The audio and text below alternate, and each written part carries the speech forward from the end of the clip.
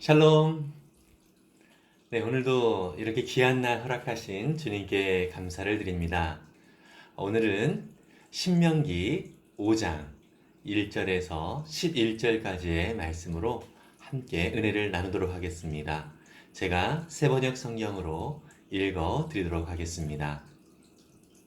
모세가 온 이스라엘을 불러 모으고 그들에게 말하였다. 이스라엘 자손 여러분, 내가 오늘 당신들에게 말하는 규례와 법도를 귀담아 듣고 그것을 익히고 지키십시오. 주 우리의 하나님은 호렙산에서 우리와 언약을 세우셨습니다.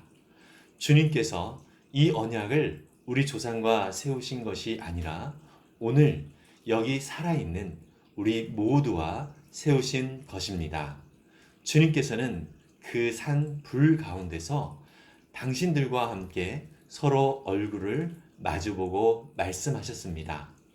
그때에 당신들이 그 불을 무서워하여 산에 올라가지 못하였으므로 내가 주님과 당신들의 사이에 서서 주님의 말씀을 당신들에게 전하여 주었습니다. 주님께서 말씀하셨습니다.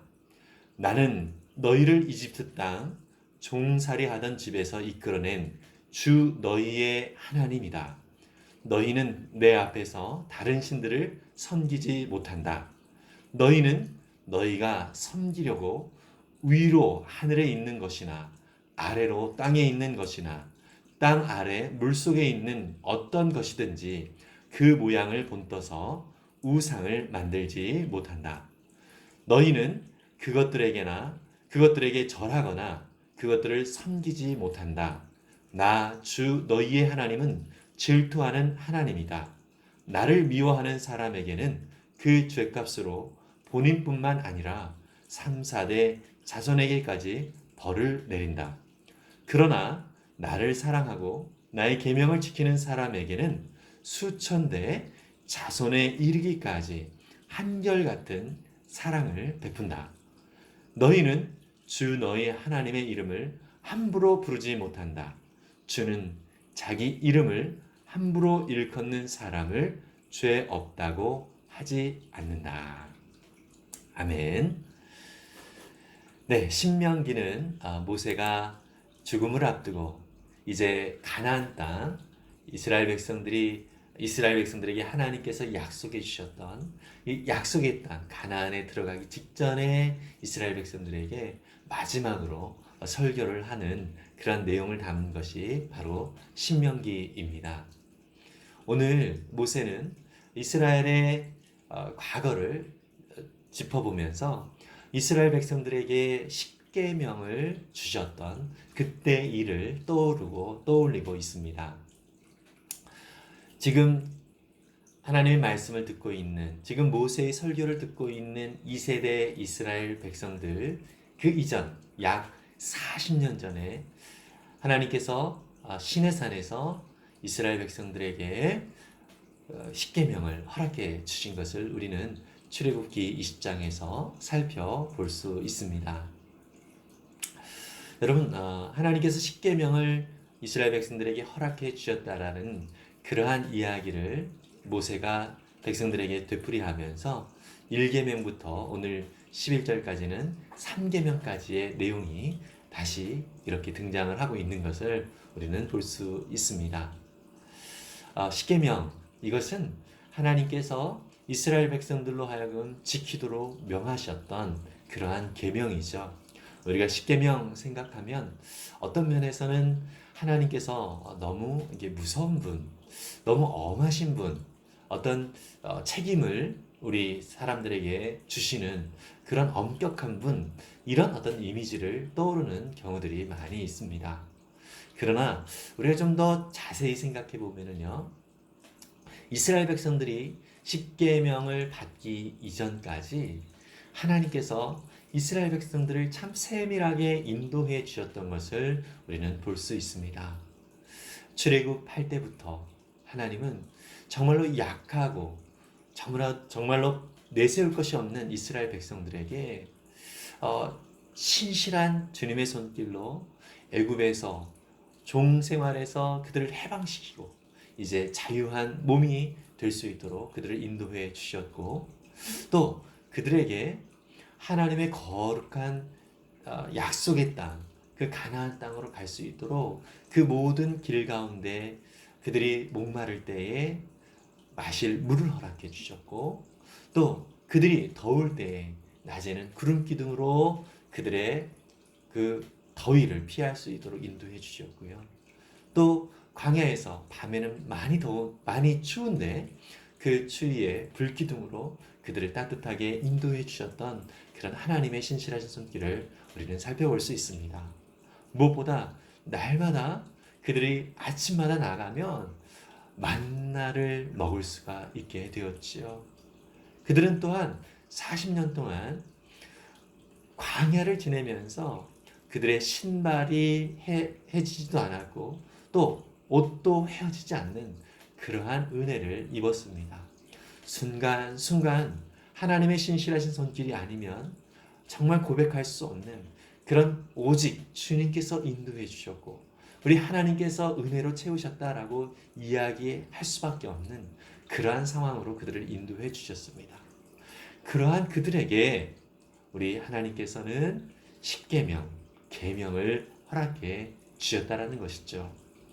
내가 너희들에게 이렇게 사랑으로 인도해 주었으니까 너희는 이렇게 지켜야만 한다라고 하는 조건으로 주신 것이 아니라 너희는 이제 내가 이렇게 신실하게 인도한 것처럼 앞으로 나의 이 풍성한 은혜와 또 이 풍성한 사랑 가운데 지속적으로 거하고 또 하나님의 그 풍성한 영광을 더욱더 경험할 수 있도록 그 이스라엘 백성들이 살아갈 수 있는 방법으로서 계명을 허락해 주셨다는 것입니다. 계명은 그래서 하나님께서 엄하게 너희들 이거 안 하면 안 돼, 너희들 이거 안 지키면 죽어, 이런 식으로 엄포를 내리는 것이 아니라 정말 사랑하는 그 백성들에게 너희들이 참된 복을 누리기 위해서는 이렇게 살아갈 때 진정한 복을 누릴 수 있어 라고 말씀해 주시는 그러한 것이 바로 계명이라고 하는 것이죠. 다시 말해서 하나님께서 백성들에게 계명을 주신 것은 그들을 사랑하시기 때문에 그 계명을 주신 것을 볼 수 있습니다. 여러분, 우리가 성경을 보면은요, 특별히 이 신명기에 보면 오늘 본문에서도 질투하시는 하나님이시다는 것을 6절에서 우리가 살펴볼 수 있었는데요. 신명기 안에서만 하나님이 질투하시는 하나님이시다라고 하는 표현을 6번이나 사용을 하고 있습니다. 출애굽기에서도요 2번을 사용하고 있고 또 그 뒤에 여호수아에서도 1번 질투하시는 하나님이라고 하는 표현이 나오는 것을 우리는 성경을 통해서 살펴볼 수 있는데요. 하나님이 이렇게 반복적으로 나는 질투하는 하나님이다 라고 말씀을 하신 이유가 무엇일까요? 여러분, 우리가 질투는 언제 하죠? 연인들 사이에 정말 사랑하는 사이에 연인을 향하여서 질투하는 경우가 있습니다. 왜 질투를 하죠? 딴눈 바를 때, 한눈 바를 때 그렇게 질투를 하는 것을 우리는 볼 수 있습니다. 사랑하기 때문에 질투를 하는 것이죠. 만약에 사랑하지 않는다면 그 질투를 할 이유가 없다라고 하는 것이죠. 질투하시는 하나님이다라고 하는 이 표현은 다른 말로 얘기하면 우리를 사랑하는 하나님이시다라고 하는 것을 표현하고 있는 내용이라고 볼 수 있습니다. 이렇듯 하나님은 저와 여러분들을 이렇게 사랑으로 인도해 주십니다. 그러면서 십계명을 하나씩 다시 읽는 것을 볼 수 있는데요. 첫 번째로 다른 신들을 두지 말아라 이렇게 말씀을 하고 있습니다. 다른 신들을 두지 말라라고 하는 것은 오직 이 세상의 신은 하나님밖에 없기 때문이라는 것이죠. 두 번째 계명은 무엇이죠? 우상을 만들지 말아라라고 합니다. 여러분, 하나님보다 더 사랑하는 그 무엇이 있다면 그것은 곧 우상이라고 할 수 있습니다. 아까도 질투하는 하나님이라는 말씀을 드렸는데요. 하나님 한 분 안에서만 우리가 친밀한 교제를 갖기를 원하십니다. 어떤 면에서는 욕심쟁이 하나님처럼 보일 수 있지만 우리와 그 사랑의 관계를 원하시는 것은 우리로 하여금 더욱더 복된 삶을 살아갈 수 있도록 도와주시기 위하여 그렇게 말씀하시는 것임을 우리가 기억했으면 좋겠습니다. 그 신실하신 하나님, 우리를 그렇게 선하게 인도하시는 그 하나님, 그 하나님께서 우상을 만들지 말고 오직 하나님만을 섬기라라고 말씀을 하고 있죠. 더불어서 세 번째 계명, 내 이름을 망령되이, 여호와의 이름을 망령되이 일컫지 말라. 이것은 무슨 의미이죠? 하나님을 이름을 부를 때에 우리의 욕심을 따라 부르지 말라는 것입니다. 우리가 기도를 할 때에 하나님의 뜻을 구하는 것이 기도인데 우리의 욕망을 채우는 것으로 기도를 하는 경우들이 있는 참 의외로 많이 있습니다. 그러한 기도를 하지 않기를 하나님은 원하시는 것이고요. 오직 하나님 여호와 그분만을 높이며 또 그분의 뜻을 구하는 그러한 모습으로 우리가 나아가기를 하나님은 원하고 계십니다.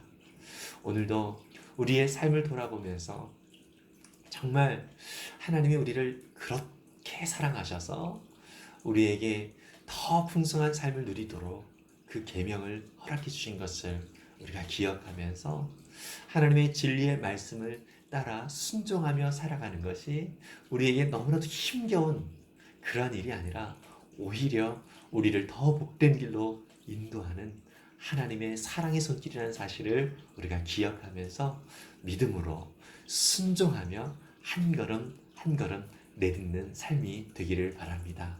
혹시 하나님보다 더 귀하게 여기는 것이 있습니까? 하나님보다 더 사랑하는 것이 있습니까?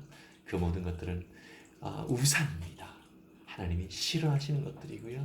하나님이 우리로 하여금 질투를 하실 수 있는 그러한 부분이라는 것이죠. 우리가 하나님을 온전히 바라보고 또 하나님만을 의지하면서 하나님 안에서 풍성한 사랑을 나눌 수 있는 오늘의 삶이 될 수 있기를 간절히 소망합니다. 기도하겠습니다. 사랑의 주님, 참 감사합니다. 우리를 하나님의 거룩한 자녀로 삼아주시고 노예로 살아갈 수밖에 없는, 종으로 살아갈 수밖에 없는 그러한 곳에서 우리를 구원하셔서 이제 하나님 나라의 거룩한 백성으로 삼아주시니 참 감사합니다. 우리의 신분의 변화뿐만 아니라 우리의 삶에 하나님의 거룩한 자녀다운 모습으로 성장시켜 가시도록 오늘 우리에게 계명을 주시고 또 그 계명을 따라 순종하며 살도록 요구하시는 하나님, 그 계명을 따르는 것이 우리를 무겁게 하는 것이 아니라 오히려 하나님의 풍성한 은혜와 사랑을 누리는 그러한 복의 통로라는 사실을 우리가 기억하면서 오늘도 진리의 말씀, 하나님의 계명을 온전하게 순종하며 따르는 우리의 삶이 되게 해 주옵소서. 주님, 오늘도 주님과 동행하며 주님의 기뻐하시는 뜻을 따라 살기를 원합니다. 도와주시고 주님의 뜻이 우리 모든 삶 가운데 풍성하게 드러나게 해 주옵소서. 예수님의 이름으로 기도했습니다. 아멘. 여러분, 요즘 코로나19로 인하여서 참 많이 참 힘겹고 또 어두운 시기를 보내고 있습니다. 하지만 이러한 시기에 더욱 우리가 바라봐야 할 것은 우리 하나님 여호와 한 분밖에 없음을 더 뼈저리게 느끼게 됩니다. 그 하나님만 바라보는 것, 이 세상의 환경과 그 상황을 바라보지 말고 오직 하나님만 바라보는 것, 그것이 저와 여러분들을 살리는 삶이라는 것입니다. 혹시 우리 가운데 염려하고 또 우리 가운데 걱정케 하는 그런 환경들, 또 그러한 상황들을 바라보는 그러한 시선들이 혹시 우리 가운데 있습니까? 그것은 어쩌면 오늘 말씀하신 우상, 하나님보다 더 사랑하는 무엇이 우리 가운데 있다라고 하는 증거겠지요. 그 모든 것들을 주님 앞에 내려놓고 주님이 주신 참된 평강을 누릴 수 있는 오늘의 귀한 삶이 될 수 있기를 간절히 소망합니다. 그래서 우리 속에 혹시 주님보다 더 사랑하는 무엇인가 있는가? 주님으로 만족하지 못하고 더 다른 것을 내가 추구하고 있는 것이 있는가 돌아보면서 그것들을 주님 앞에 내려놓는 그러한 연습, 그런 훈련을 할 수 있기를 바랍니다. 오늘도 주님의 은혜로 승리하시기를 간절히 소망합니다. 또 여러분들의 삶을 축복합니다. 승리하십시오. 하늘 복 많이 받으세요. 샬롬.